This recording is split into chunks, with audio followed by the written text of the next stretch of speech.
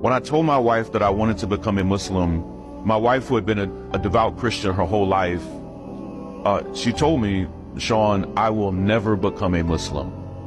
And it hurt me a bit because I didn't want to do anything to jeopardize my marriage.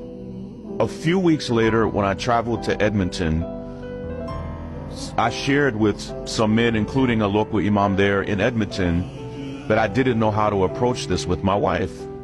And the brother told me something that was so profound. He said, Sean, do not try to convince your wife to do this. He said, it's more likely that you will mess it up than anything else.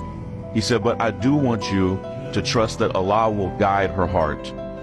When I got home from Edmonton, this is in early January, just not that long ago, I laid both of those copies of the Qur'an on my dresser, not because I was like low-key wanting my wife to find them. I just didn't want them to get bent up in my suitcase. I was so exhausted from traveling that I went to bed like at 8 p.m. When I woke up almost 12 hours later, my wife had grabbed one of those copies. She's a professor, a doctor. Yes. She had already, through the night, she had already read almost half of the Quran. When I woke up, my wife said to me something that was so shocking. She said, Sean, I think we should become Muslims. And there's a powerful lesson there. Like most Americans, most of what my wife knew about Islam, she learned from places that you don't want to learn about Islam. If what you know about the Prophet Muhammad, peace be upon him, you learned from the news, if you learned it from movies, if you learned it from social media, it will be misinformation. And my wife, who's an intellectual, a voracious reader, first thing she said to me was, Sean, the Prophet Muhammad, peace be upon him, he is not who I thought he was. Wow. And she was just moved by his life and his example.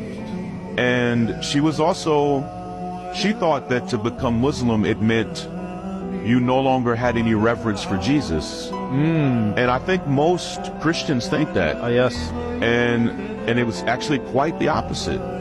And when she saw that to be a Muslim still meant to have nothing but reverence and love for the Prophet Jesus, it changed her. And for the next 6 weeks, she and I were on a really beautiful private journey that we didn't talk about publicly, of just saying, what would it look like for us to make this big move in our lives? And so 3 weeks ago today, the Sunday before Ramadan, we took our Shahada, and it's been beautiful, man.